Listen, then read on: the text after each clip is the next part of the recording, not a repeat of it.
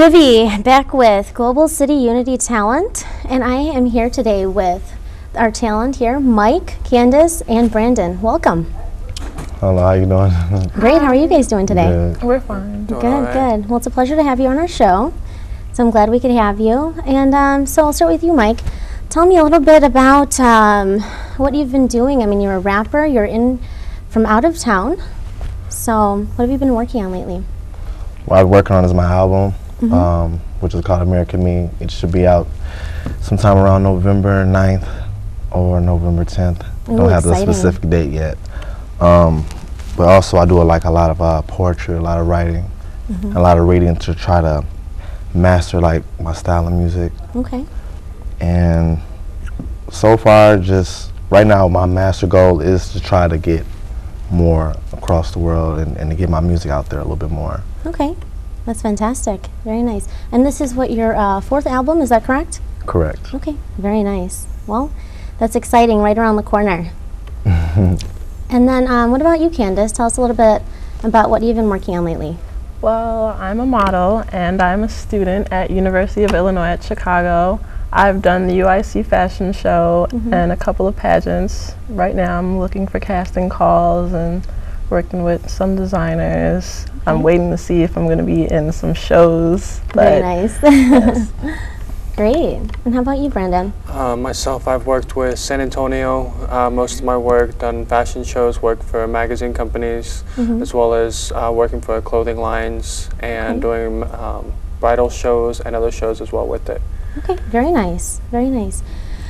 All right, and Mike, from what I understand, you have a brand. Is that correct? Correct. So what is the name of your brand, your company? Overhood Records. And I know some people, they say over, I'm like, it's OVA. OVA. And you have to pronounce it in a slang like over. Okay. Overhood, so yeah. So tell us how you came up with that name. I came up with the name, I grew up in Fuller and Farrington. It's in St. Paul. It's kind of somewhere in the Midwest, West Side district. Of Chicago, right? Yeah, like Chicago. And it's called Hanover Townhomes. It was a project I lived in, and all my friends I grew up with, we all did music together.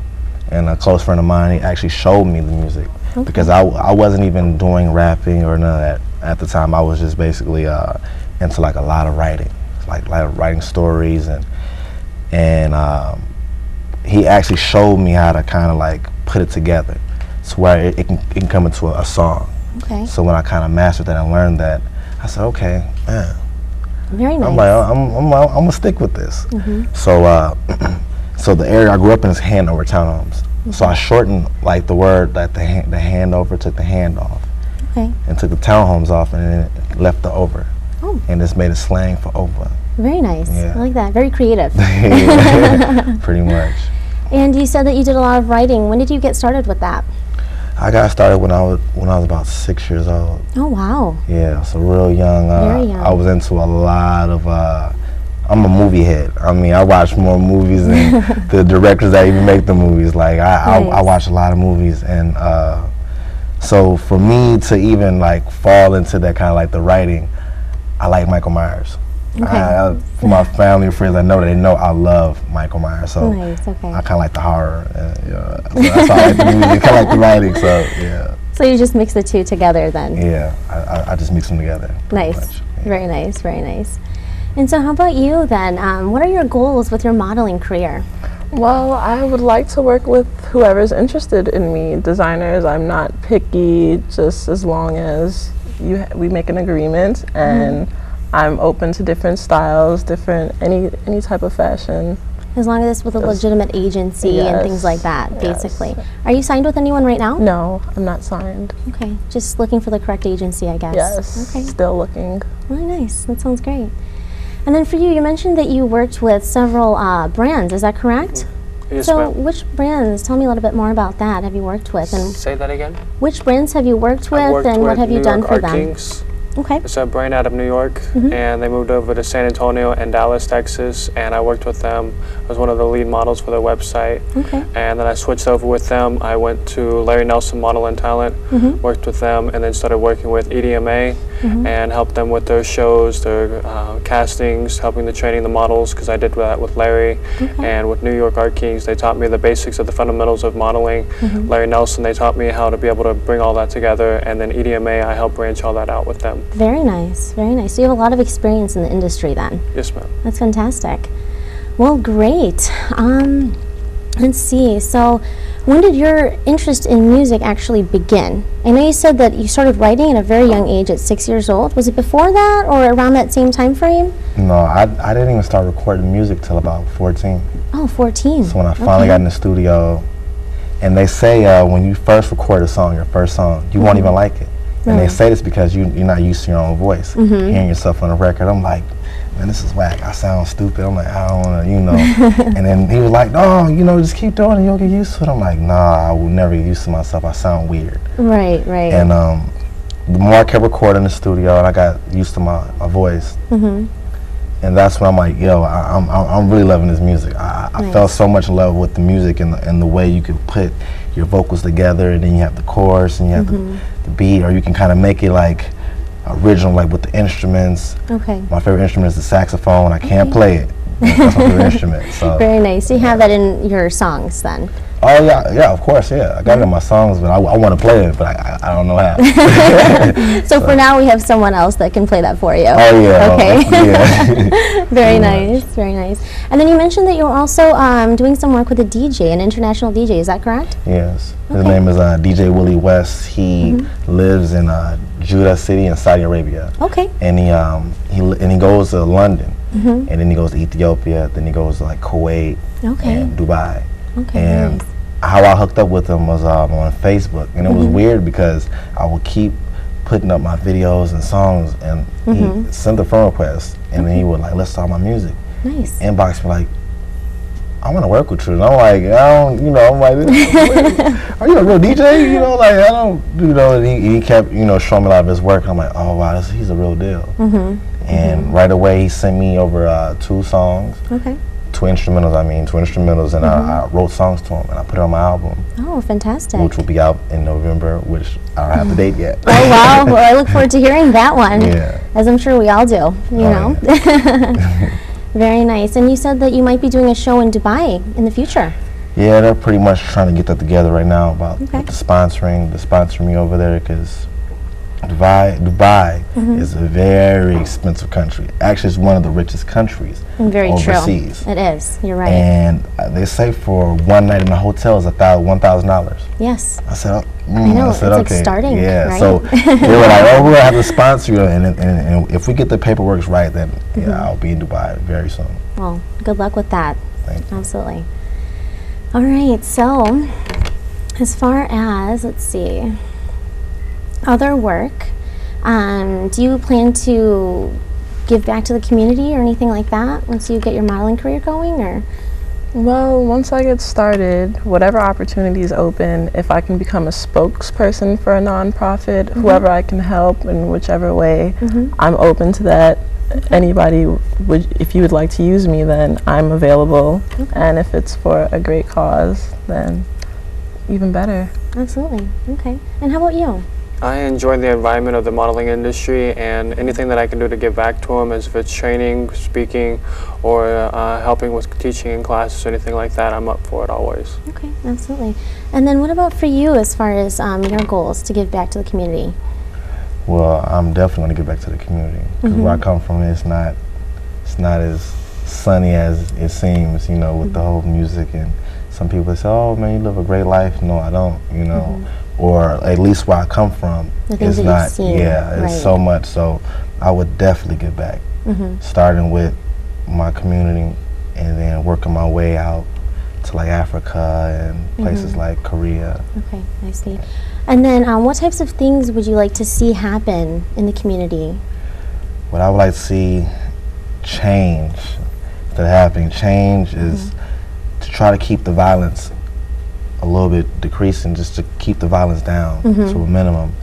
And pretty much, I know a lot of kids, like right now, it's a big statistic of single mothers raising their children. Yes. So I would try my best to encourage young men African American man like myself to stay positive, stay focused, finish school, and once you find that right person to, you know, stay by their side and start a family at yeah, that start point. a family and just Right. be there, because it's a lot of that going on right now. That is, unfortunately, you know, there are so many families that don't have both of their parents, you know, for whatever reasons, you know. So that's great. That's great. Well, I thank all of you for coming on to the show today. It was a pleasure speaking with each of you, and I wish you guys the best of luck in your careers. Thank I look you. forward to, you You as know, well. attending events and everything. So. I'm Bishop, by the way. Yeah. When I lost my brother, that's when I lost myself. I can't believe it. I can't believe it. When I lost my sister, that's when I lost myself. Mike, go ahead. Yeah, I can't believe that my uncle died. Look in his eyes, you can see a strong black man with pride. He always said, Mike, stay strong. Whether you wrong or right, you gotta carry on. Living your life, cause everything that I work for is really hard. Praying to God that I ever beat the odds of going to jail. Spend a long time in the cell. If heaven is for, I guess I'll be burning up in hell. My story was told, so I can paint a perfect picture. Now open your eyes and sit back and try to listen up the baby that cries cause she ain't got nothing to eat. And how could you sleep if she ain't ate in a couple weeks? This world's crazy from this Great Depression. Constantly stressing, hoping that the world feels my confession. I'm searching for God up on my blessings. I'm tired but very patient. Please, Lord, can you take me to When my I essence? lost I'm my losing my mind. brother, that's when I lost myself. When I lost my sister, that's when I lost myself. When I lost my grandma, that's when I lost myself. and I said, Since I don't have a father, I can't find myself. Now here's the story of a lost girl, 18 with no potential loss to the world. Family's gone, mother's home, and drugs got strong. Hangover products where the young sister really hung. It's pretty crazy how you thinking how this world turned. Sipping brew with the crew, tripping off Shern. Ditching school, blanking the food, that's how the lesson learned. Young brothers up on the block making quick cash. Young sisters looking and loving, that's how the jury flash. It's pretty funny being addicted to jewelry and cash. Material wishes she pictures but never do last. Having sex, unprotected, that's what the girl chose. Her friends tell her to do it, girl, it's gonna get you fame. Messing with ballin' niggas, girl, that's gonna give you a name. She really did it, admitted to saying she's ashamed. And they laughed and on blast, going through hurt and pain. When I think lost she my her mind. brother, that's when I lost myself. I don't think y'all hear me. When I lost my sister, that's when I lost myself. When I lost my grandma, that's when I lost myself. All the black kids, Since we don't have a father, we can't find ourselves. Mercy, mercy me is what she screams cause she's wishing for help and can't figure out the rich are only cast to themselves. Blind about what we watching on television and stand paying attention to reality and 2020 vision. Cops don't care who they arresting and killing as long as they killing some random black niggas. In 5 more years it won't be no black, it's gonna be like that because nobody understands that we under attack. Another genocide, another Holocaust, cause Malcolm X is dead and Martin King is gone. Now can you imagine no more black faces filling our pain as we can go ahead and change places, and we're the ones racist, lynching people for nothing with no justice. When heaven falls and things change and remain the same, it's not a blasphemy, I'm just saying. I think I lost my mind up in this world of pain. When So I please, lost Lord, my can you help us? brother, that's when I lost myself. Yeah. When I lost my sister, that's when I lost myself. When I lost my grandma, that's when I lost myself. since I don't have a father, I can't find myself. And we are back with Global City Unity Talent. And I am here today with Sherrod and Guthrie. Welcome, gentlemen. Thank How's you. your day going today? Thank you for having us. Doing pretty good. Good, good. I'm enjoying the weather. This is my kind of weather, so. When it's a little bit cooler? Yeah, I just came back from the Bahamas, so this is great. Oh, very nice, very nice. It's warm there. Did you go on vacation? Yes, I was gone for a week. Oh, very nice, very nice. Well, so tell us a little bit more about what you do, Sherrod. I know that you have your own TV show. How's that going for you? Exciting, very exciting. Good. The Sherrod Show. It's a great endeavor. It's a television show about fashion entertainment. Mm-hmm. I'm looking to try and make Chicago on a fashion scene like the Soul Train, like Okay. Soul Train of fashion, Soul Train of music. We're just really trying to get people more into having a passion for fashion like the New York scene. Very nice. I like that. And then for you, Guthrie, being a photographer, tell me a little bit more about the work that you've done. Okay, well, I'm currently still a student at the Art Institute of Indianapolis, where I'm studying digital photography. I'm getting a chance to do some work really like as it relates to my course of studies, but I have had the chance to work with the MSA, which is the Museum of Science Arts in Indianapolis. Okay. I've just recently done did some videography with a few local rappers like in Chicago over the weekend. Done some events. Do a lot of event photography for portfolio building. I have a team of models that I work with from Indianapolis to Wisconsin. So lately what we've been doing is just building comp cars and just portfolio building and stuff like that. So just having a lot of fun. So they can get signed with agencies and whatnot. Yeah. Very nice, very nice. That's excellent. All right, Sherrod, you mentioned that you just came out with a new product. Tell us a little bit more about that one. Well, I just launched a new Sherrod fragrance brand, men and women fragrance brand. Congratulations. Thank you, thank you. It's a fragrance, it's a fashion fragrance for men as well as for women. I just went in the lab and came up with a scent that I thought as a man I could enjoy every day. It wasn't too loud, something that could knock you out. And as women, women are sweet, so I came up with a fragrance that was sweet but not too sweet. You can wear every day, and your husband, your boyfriend will be all over you. Likewise with the fellas, your girl will be all over you. They love you, and so it's been doing very well. It's coming to it's already in Blaze department store. Okay. It's coming to a couple major ones as well. Fantastic. So it's an exciting thing, and I hope you all definitely would look forward to supporting the brand. I'm currently doing a casting call because I'm looking for the face of the men and the women brand. Okay. For models who have that look. Fantastic. Where will that be held? In Chicago, New York? I'm doing both places. It's probably going to be, it's definitely going to be in Chicago, and I'm definitely going to do a casting call in New York, because I'm looking to really get the brand out there, because I want to do rolling ads in New York and all over to support the brand. Very good, very good. I wish you luck in that. Thank you. Absolutely. All right, so how did your photography start? When did you get interested in photography? Well, I think I've been basically in photography my whole life, whether it was behind the camera, posing, and I think from that, starting off as a kid, being kind of posed and like the camera.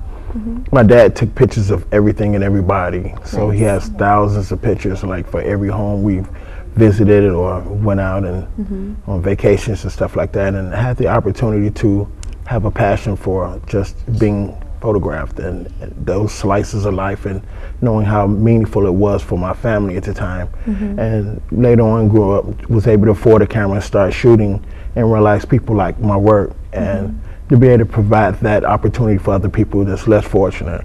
Because you wasn't able to be in the Bahamas this weekend, but to experience it through my photography, through my photographs, is really big. So I really get a kick out of being able to be available for people that's not, at a certain place of time. So absolutely. So you have a real passion for it. It seems like. I love it. I do it every day. That's one thing I do naturally, is be able to look for a shot. They say you should be able to see the shot before you take it, and I look for a shot all the time. So that's phenomenal. You just capture that moment, right? Exactly. Very nice, very nice. All right. Well, as far as your branding and the fragrance and just how did you come up with the fact that you wanted to have your own brand and your products? Like, for example, your shirt. Would you like to show the audience? Yeah, these are my Sherrard men and women. I got a men and a women's dress shirt line. This is the custom dress shirt line. I'm trying to bring back the gentleman in the workplace. You know, oftentimes I used to be a banker for many years, so I'm looking to bring back the gentleman. You know, men, you know, and oftentimes they're too cavalier in their dress, so just bringing back sophistication with the cufflinks, with the Sherrard on the cuff as well as just a Sherrard on the back, where they can custom order and fit any color, any style, just to fit them. So this gentleman right here, if he say, you know what, Sherrard, I got a meeting and I need to look $1 million, like $1 million for the meeting, we could take his measurements and have you a shirt custom just for you, any color, any style, pinstripe, everything. Okay. So that's what forward to it. that's what the brand is all about, and I'm excited because I love seeing people that can dress. Absolutely. That's very important. It makes a statement. Yes. Absolutely. Yes. Very nice. Very nice. Did that take a lot of work then, I'm sure, to get everything going, right? Oh, absolutely. But I'm very creative and very ambitious on all the things I do. You know, I love it. I like to do it and then talk about it later. You know, I like to just go out there and do it instead of just sitting in the boardroom saying what I plan on doing, I just like to do it, and when it's out, you hear about it. Exactly. You make it happen. Exactly. So, you know, I have my dreams, and the world is your oyster. And you don't go out there and just try and just live off somebody else's dream. Live off your own dreams. You know, whatever your passion is, go out there and do it. You know, I've written a book entitled The Fashion Bible, the 10 things you need to know about the fashion industry. If you go to Amazon or Google, you can pull it up. And it's just my experiences in the fashion industry and helping you to avoid the same mistakes I made when I started some 17 years ago. Oh, fantastic. So it helps models to avoid getting ripped off, scammed, you know, choosing the right photographer, etc. So, you know, this is what the book is all about, and fashion is my full-time business. Oh, that's fantastic. We'll have to pick up a copy of that book as well. All right, and then for you, Guthrie, tell me more about what your goals are. Do you plan to help the community and things like that? Yeah, well, that's where I've started. Just being able to be available and give my time to people that might have not had a photographer at your event. You mentioned because basically the economy, everybody's not financially in a position to actually afford a photographer, a personal photographer. So what I do is I get out and I travel and I network with people and find people that normally probably wouldn't have a photographer just because they couldn't afford it, but wish that they had one that somebody can trust. Help them out. So what I do is I get out and just from meeting and greeting with people and family and friends, you know, each event I usually partake in usually brings on an opportunity to shoot at another. So I really enjoy that. I try to do things for nonprofit organizations. I also like to do stuff for, I would say, the average person that's starting off at the bottom, whereas, you know, they would need like models, they would need shots, headshots, and it might not have the money. Maybe you don't have the time. So I like to try to give them my time to travel. You know, I'm back and forth from Indianapolis to Chicago. I currently live in West Lafayette, Indiana, so I'm back and forth. I'm trying to give my time to people to try to make it available, make photography a little bit more convenient for people that's, you know, less fortunate for whatever reason or another. That's great, very commendable. Absolutely. Yes, very much so. Yeah. And then for you, with the community, how about you?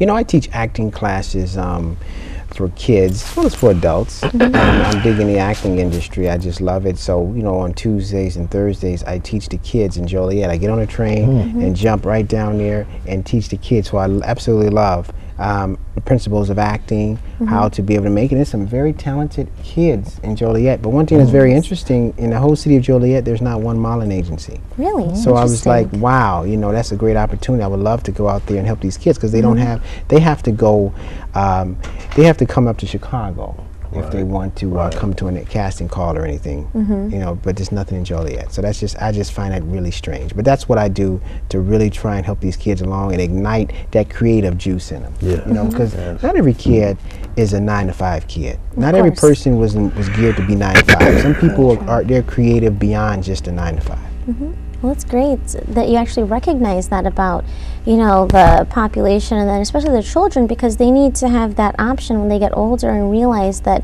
you know, maybe they are 9-to-5 or maybe they're not. So that's really great. Thank you. Absolutely. All right. Well, I thank you, gentlemen, for coming to the show. Thank you for having us. Absolutely. And we're back with Global City Unity Talent. And today I have here a National Certified School Psychologist, Dr. Omar Johnson. Welcome. Thank you very much. You're welcome. So how's your day going today? It's very well, very well. Glad to be here in Chicago. Absolutely. We're glad to have you. Thank you. This is probably my most visited city. Really? Yes, so I spend a lot of time here and always glad to come back. Well, good, good. I'm glad to hear that. So tell us a little bit more about what it is that you do. I'm a nationally certified school psychologist by training. My doctorate degree is in clinical psychology, and I'm also a child therapist and a political scientist. A school psychologist is the gatekeeper of special education. A lot of people have never heard of school psychology, but they've heard of special education. Of course. Well, we're responsible for deciding which students go in, which ones stay in, and which ones come out. We're also responsible for determining whether or not young men and women are mentally gifted.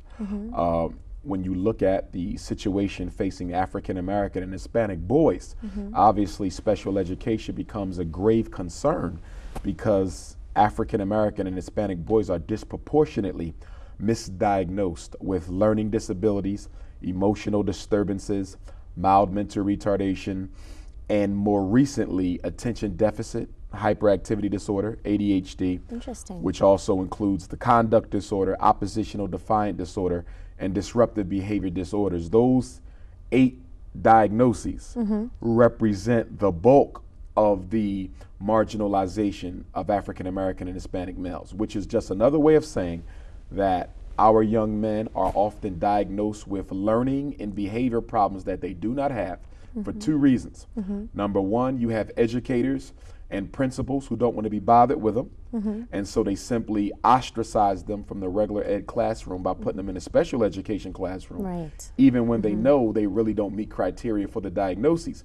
And the second reason this is done is for financial exploitation.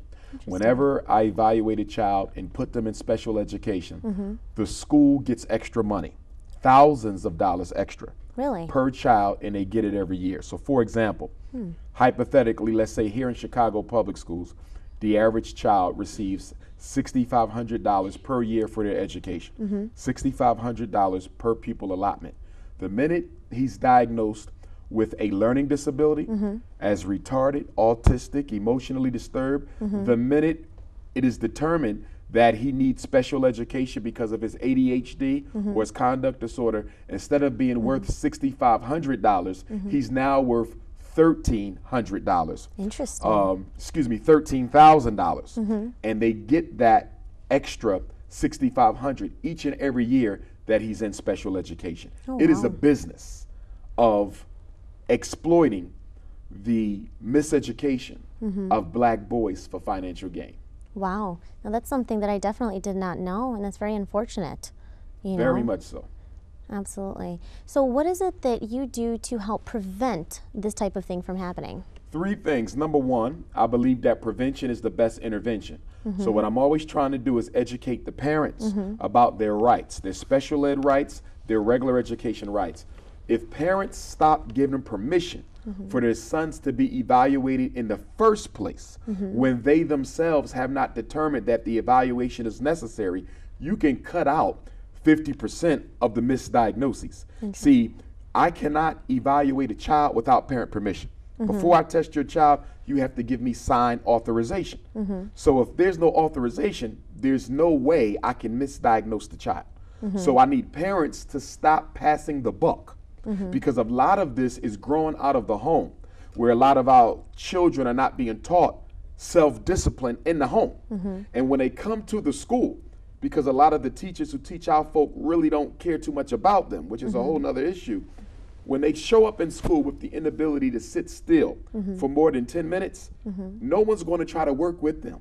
They're going to automatically refer them to the psychiatrist for a prescription, for medicine that's very dangerous, or they're going to be referred for special education where they're not likely to be taught another thing until they graduate from high school or decide to drop out beforehand. So I'm trying to get parents to take control over these issues. Stop being in denial about the role that you play. For example, in America, less than half of the black boys in 4th grade right now can read on their grade level. Oh, Now, wow. you can only draw 2 conclusions from that statistic. Either African American boys are genetically predisposed to fail in school, which some psychologists would argue, which although it's absolute nonsense. The other is that parents and schools are not doing a good enough job at teaching our young men how to read. And we know that if a black boy can't read by the time he finishes 5th grade, there's a 75% chance he'll never learn by the time he graduates, and a 95% chance that he'll end up in jail by his 25th birthday. Wow. Reading skill at the conclusion of the 5th grade is predictive of future incarceration. Interesting. Wow. Well, that's definitely very commendable that you are taking the necessary steps to prevent, things like this from happening. Now, how else would you say that you're able to communicate with the parent, for example? Let's say that they do not want their child to be evaluated, but you can see that there is definitely an issue with that particular child. Now, how do you go about convincing that parent, for example, to let you do the evaluation and make a diagnosis? Well, number one, labels don't solve problems. And this is one of the biggest issues with psychology, because parents and schools look for a label. He's learning disabled. Now what? He's ADHD. Now what? He has mild mental retardation. Now what? He has oppositional defiant disorder. Now what? The fact that you gave him a label doesn't in any way help you address the underlying cause of the problem. Very true. I can work with a child's behavior without a label. I can work with a child's reading issue without a label. But the reason why we love the labels is because it gives us an excuse not to take responsibility for the child's problem. For example, if I'm a father and I have 2 daughters, okay? If my daughter is struggling in mathematics, I'm going to do one of 2 things. I'm going to accept the fact that I'm not doing enough to help her master the skill, or I'm going to get her tested and put in special ed, and she'll be diagnosed with a learning disability in math. Oh, gosh. Now, if she gets diagnosed with the learning disability, I don't have to take responsibility for her not being able to count, because the school psychologist gave her a label, which is nothing more than his or her professional opinion, which is another point that has to be underscored, because mental health diagnoses are unlike medical diagnoses. If you have cancer, heart disease, high blood pressure, those disorders can be objectively verified. Absolutely. Through blood pressure screening, a blood sample, urine sample, MRI, X-ray. You can prove that there's cancer. Exactly. When someone says your son has ADHD, when someone says your daughter has a reading disability, those cannot be proven. Those are simply conclusions, professional opinions that we psychologists make based on the information and work that we've done with a particular child. They are not facts. True. But what happens is once the label is put on the child, it's treated like a fact. And so the child internalizes the diagnosis. So yesterday, he was responsible for his behavior. Today, he's diagnosed with ADHD and no longer is responsible for the behavior. So yesterday, if you asked him why he's running down the hallway, he would simply say, I apologize and I'll try harder. It's my responsibility.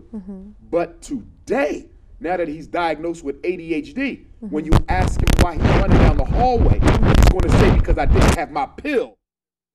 Right. And so what we're doing is conditioning an entire generation of African American and Hispanic boys to not take responsibility for their behavior. And the problem with that is what?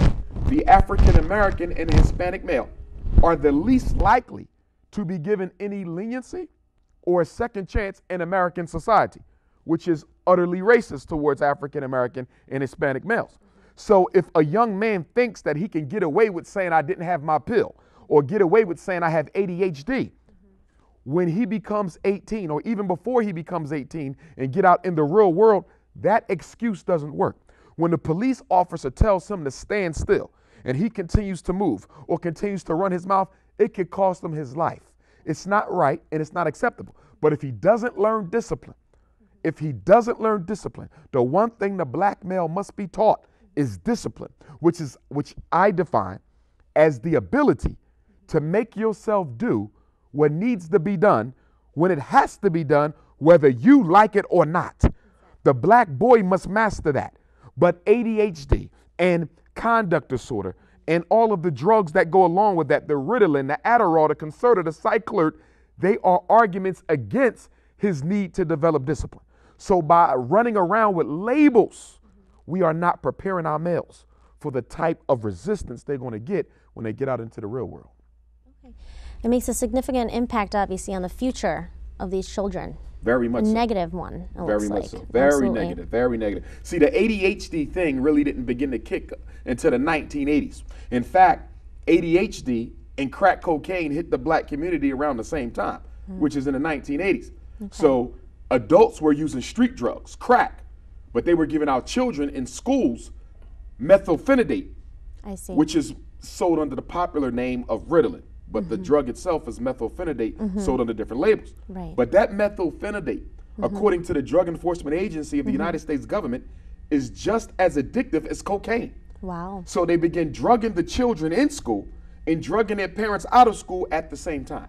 And so now we have a situation in many African American and Hispanic communities where you have entire members of an entire family unit all being addicted to some type of substance, legal or illegal. Because at the end of the day, a psychiatric medication is a psychiatric medication. Exactly. Crack cocaine, opium, heroin, all of these are psychiatric medications. The government says some are legal, and the government says some are illegal, but they're all disastrous. Exactly.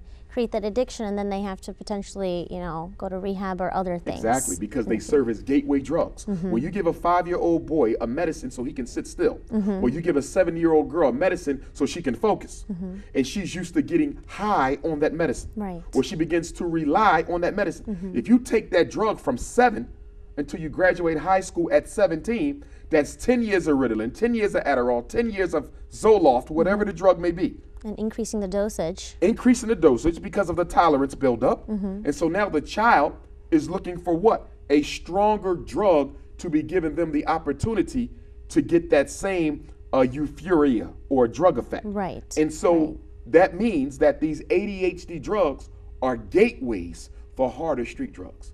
So if you look at it, American society and the government itself, through the Food and Drug Administration, the American Psychiatric, American Psychological Association, National Research Council, and of course the Wall Street drug companies, have created a structure where black boys are literally being turned into drug addicts before they're even old enough to realize what's going on. Wow. Very unfortunate. It's something that we don't think about. Very much we don't even realize that it's happening. Well, I know you mentioned that you are coming out with a book as well. Tell me a little bit about that and then how it relates to everything that you're working on. Okay. Well, the book that I'm coming out with, which is tentatively entitled Learning While Black, the Psychoacademic War Against African American Boys, where I'm going to talk about my personal experiences as a psychologist and all of the many cases that I've seen, where I've seen black boys get railroaded and for a lot of reasons.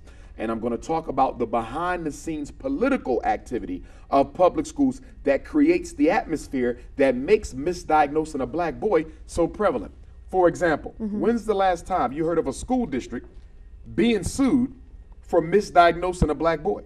Now, medical doctors are sued every day for making false diagnoses. But when African-American boys are falsely diagnosed, no one sues. You don't even hear about it. No, you don't. You see, it's so easy to do it. And a lot of it has to come from parental apathy and parental ignorance. They either don't know or don't care. Exactly. Most of the time they simply don't know, but they do care. Right. They assume that the recommendations of the school are in the best interest of their child, They trust. which is the biggest mistake. Trust. Trust. Also intimidation. When a parent comes to a meeting and the school is telling them, we think your son needs medication. And the parent is saying, well, I heard that these drugs are no good, that they kill brain cells and they mess with kidney function and heart function. I'm not so sure.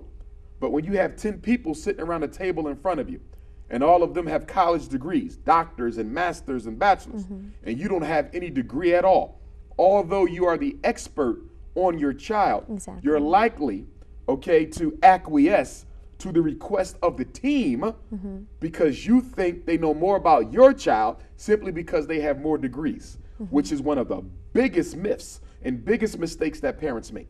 And I tell parents this, black, white, rich or poor, you never give authority over your child to someone else. They are your child for the rest of their lives. Absolutely. And they only belong to that school for a couple of years and to that teacher for a couple of months.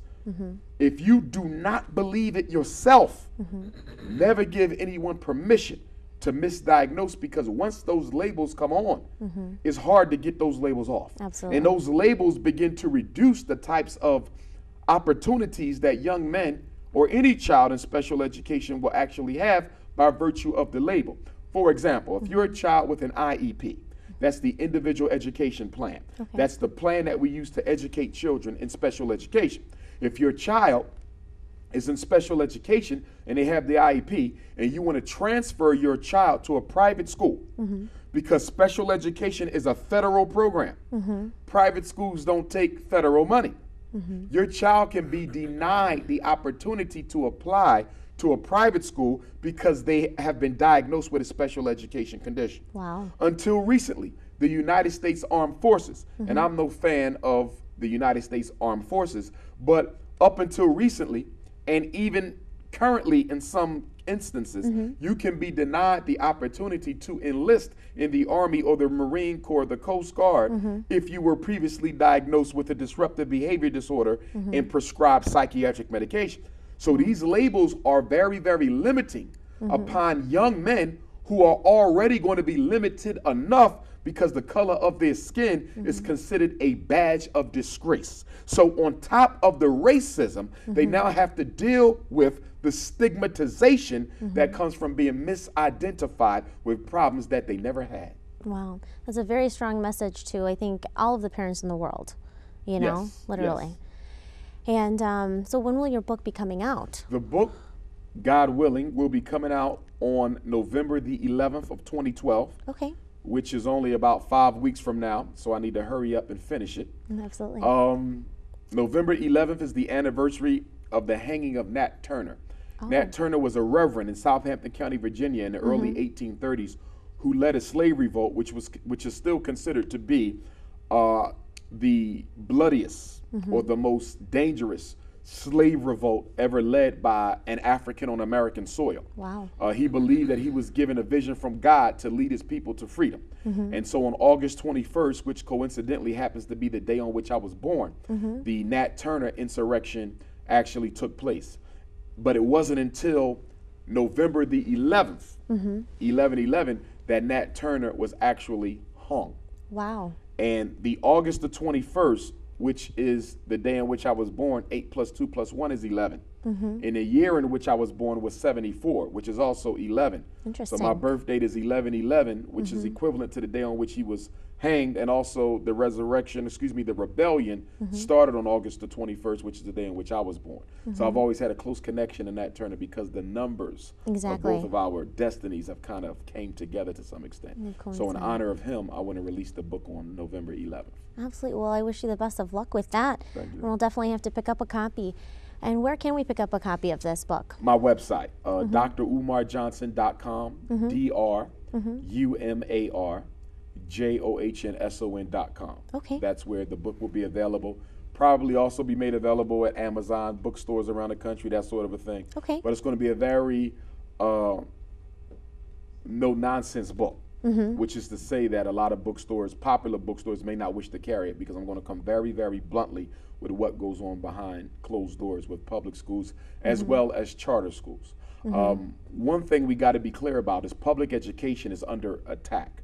There may no longer be a public education in this country within the next 40 to 50 years. There's a lot of conservatives and liberals who don't see the need for the federal government to be financing programs such as special education, JROTC, No Child Left Behind, Title I.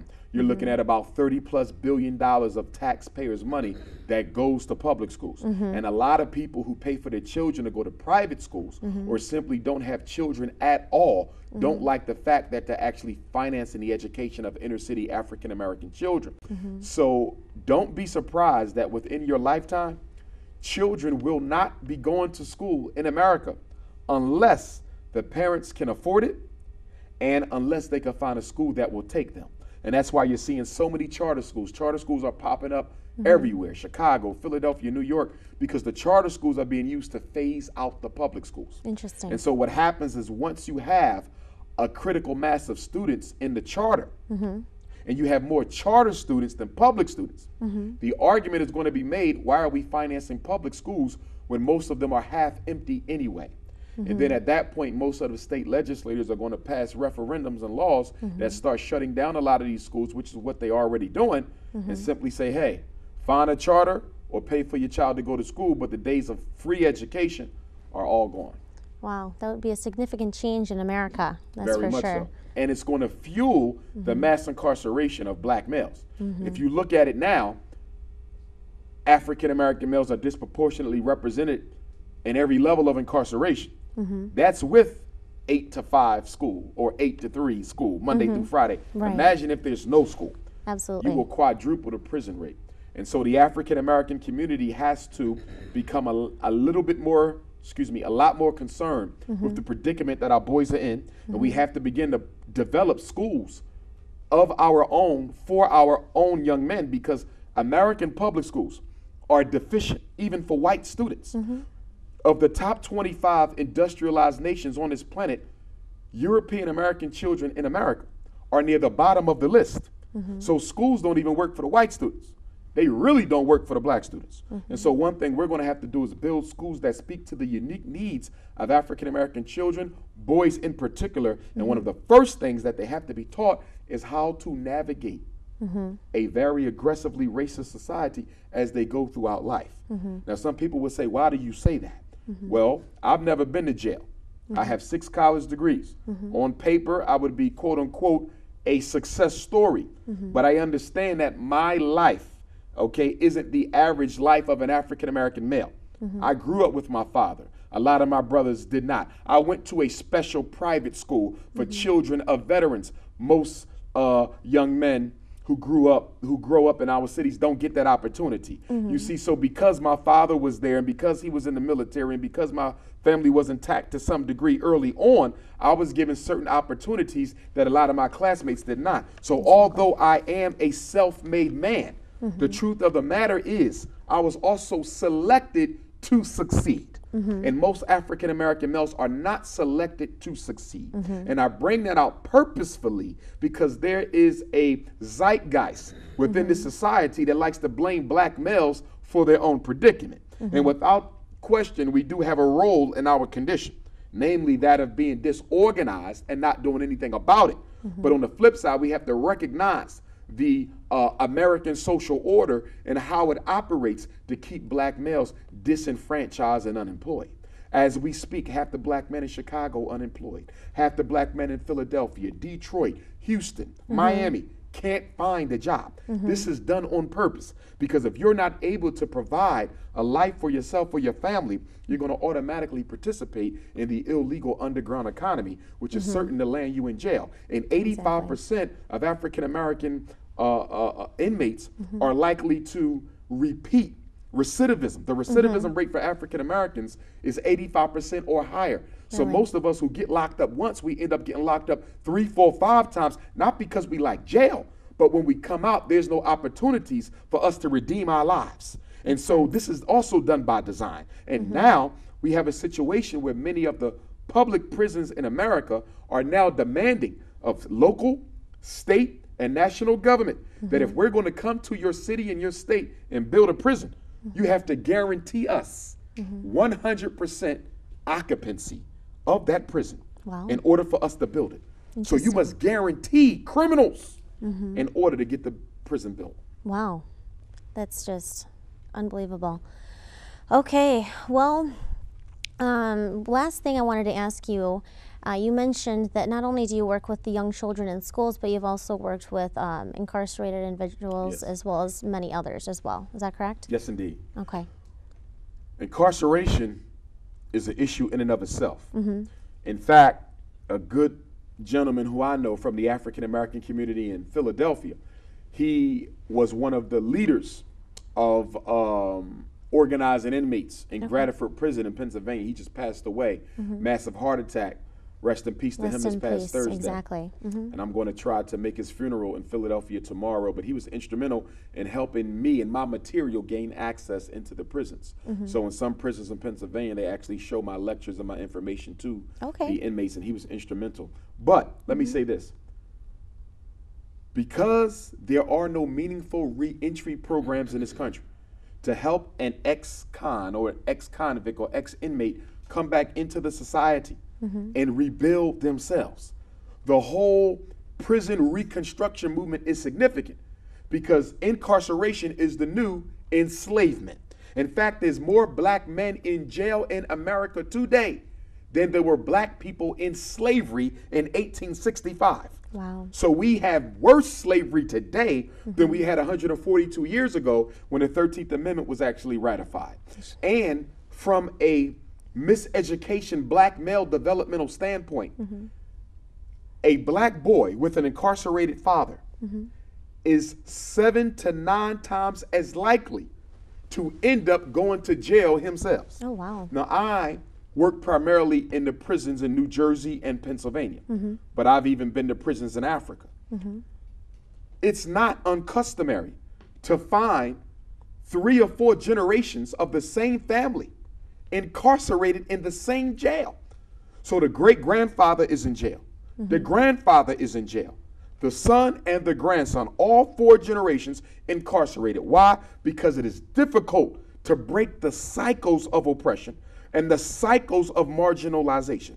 And so if we want to really rescue black people from the injustices of American society, one of those greatest injustices that have to be conquered and destroyed is the selective manner in which the so-called criminal injustice system selects and destroys the lives of so many black people by arresting them for crimes that are also committed by white folk, but who, by circumstance, are not prosecuted and sentenced to the same extent that black men and black women are. For example, we know that most drug users in America are white. We know that most drug addicts are white. We know that most drug dealers are white by virtue of America being 350 million people and most of them being white. African Americans are no more than 15 to 17% of the body politic. So how is it that we disproportionately represent those who are charged and incarcerated for drug use or drug possession?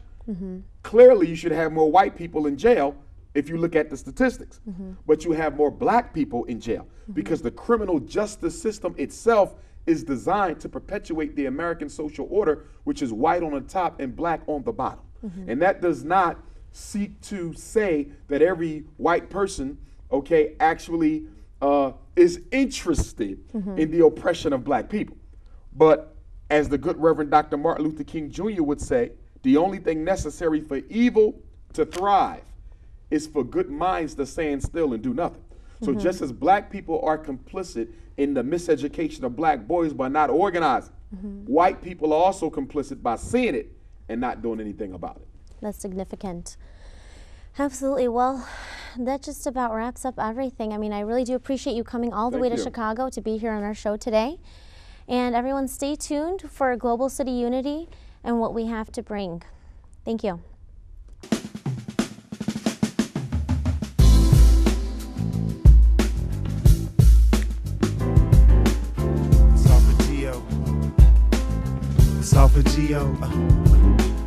Esophageal, healing codes, esophageal.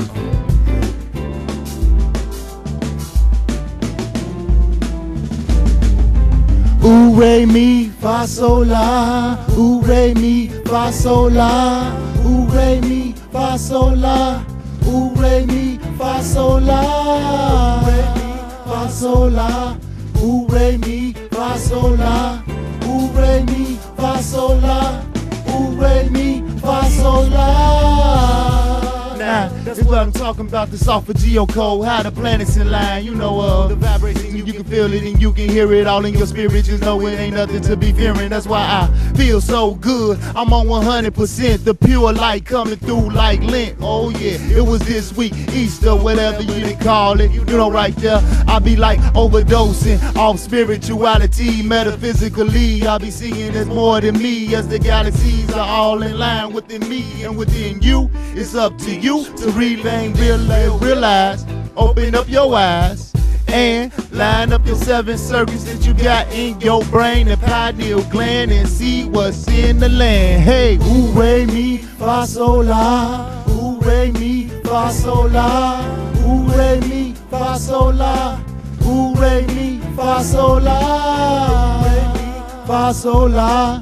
Ooh, re, mi, fa, sol, la. Ooh, re, mi, fa, sol, la. Ooh, re, mi, fa, sol, la. I'm part of the 1%, 144,000. That's gonna be the lights that you see from the skies. Yeah, we be ready to ride, and just there's gonna be alright tonight. That's why I always speak nothing but positivity, cause I changed from being a negativity thing in my community. That's what that's just how it be. That's why I always push it. I'ma have to set us free. That's what I gotta do. I'ma aid this baby, and I still got the residue and the thoughts on my mind, but I focus on my grind and my shine. It's due them to the brain. My boy C Hill, my man Lava Kush, and we gon' straight build. Love to my family, that's how it be. Yeah, this be DLB. Dig what I'm saying? It ain't no stopping, that's why I stay praying, cause I'm always be about the healing codes. Ooh, re, mi, fa, sol, la, the solfeggio, the solfeggio, the solfeggio, the solfeggio. Yeah, yes, feel that. You know what I'm talking about? See? Ooh, re, mi, fa, sol, la. Ooh, re, mi, fa, sol, la. Ooh, re, mi, fa, sol, la. Ooh, re, mi, fa, sol, la. Ooh, re, mi, fa, sol, la. Ooh, re, mi, fa, sol, la. Ooh, re, mi, fa, sol, la. Ooh, re, mi, fa, sol, la.